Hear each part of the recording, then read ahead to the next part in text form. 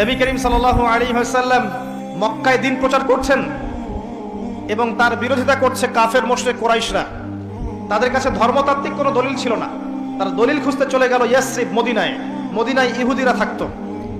সেখানে গিয়ে ইহুদিদেরকে জিজ্ঞাসা করছে, আমাদেরকে এমন কিছু শিখিয়ে দাও যেটা দিয়ে আমরা মুহাম্মদ সাল্লাল্লাহু আলাইহি ওয়াসাল্লামকে চ্যালেঞ্জ করতে পারি।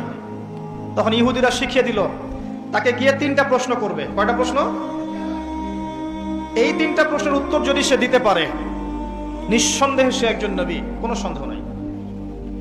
আর যদি এই 3টার উত্তর দিতে না পারে, বুঝে নিবে সে মিথ্যাবাদী, সে নবী নয়। কত বড় প্রশ্ন তাহলে! কারা শিখিয়ে দিল?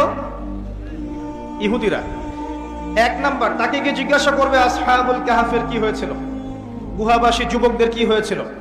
2 নাম্বার, তাকে গিয়ে জিজ্ঞাসা করবে যে যুলকারনাইন বাদশাহ, যে পৃথিবীর পূর্ব থেকে পশ্চিম পর্যন্ত শাসন করেছে, তার কি হয়েছিল।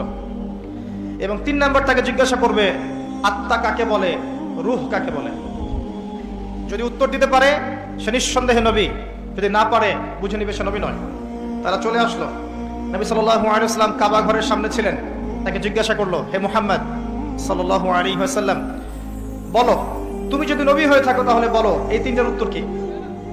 নবী করিম সাল্লাল্লাহু আলাইহি ওয়াসাল্লাম বললেন, আগামীকাল এসো তোমাদেরকে বলে দিব।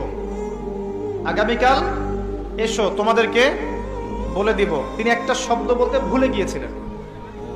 কি সেটা? ইনশাআল্লাহ।